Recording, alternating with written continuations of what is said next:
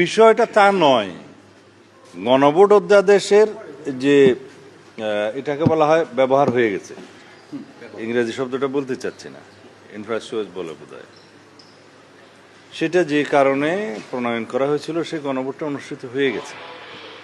এটার অধীনে সামনে আর কোনো গণভোট অনুষ্ঠিত হবে না। এইটাকে আবার অনুমোদন করে বিল আকারে নিয়ে এসে আইন বানানোর কোনো অর্থ নেই। কিন্তু এই গণভোট অধ্যাদেশটা যেভাবে ব্যবহৃত হয়েছে সেটাকে আমরা এইভাবেই উত্থাপন করেছি সংসদে, যে 93 আর্টিকেলের বলে যেটা অর্ডিন্যান্স হয়েছে সেগুলো সংসদ অধিবেশন বসার দিনে আমরা এটা উত্থাপন করেছি। 30 দিনের ভিতরে অর্ডিন্যান্সগুলোর বাক্য নির্ধারণ হয়। কিন্তু এইটার ভাগ্য তো হয়ে গেছে, এই অর্ডিন্যান্স অনুসারে তো গণভোট অনুষ্ঠিত হয়ে গেছে। এখন এটার আর কোনো সামনের বাধ্যবাধকতা নাই।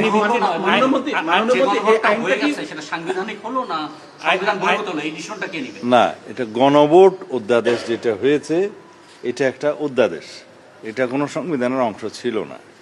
সংবিধানে না থাকলেই যে গণভোট হবে না এরকম কোনো সংবিধানে কিছু নাই।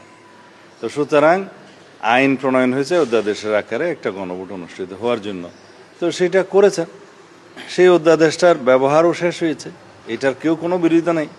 কিন্তু এই আইনটা আবার সংসদে ধারণ করে ভবিষ্যতের জন্য ব্যবহার করার কিছু নাই।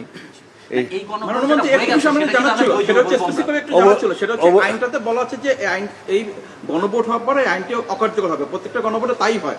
কিন্তু প্রশ্নটা হচ্ছে যে পার্লামেন্টে যে রেকটিফাই করার যে বিষয়টি থাকে সেই জায়গায় আপনারা রেকটিফাই করতে উত্থাপন হয়েছে, সে যেটা অধ্যাদেশ সেটা উত্থাপন হয়েছে। যে অধ্যাদেশগুলো যেমন সীমানা নির্ধারণের জন্য আছে, যেমন আরপিও আছে, এগুলোর ভবিষ্যৎ এফেক্ট আছে। তো সুতরাং ওগুলো ওভাবে আমরা রেটিফিকেশন করতে হবে। আবার সীমানা নির্ধারণ হবে আগামী 10 বছর অথবা আদমশুমারি যেটা আগে হয়।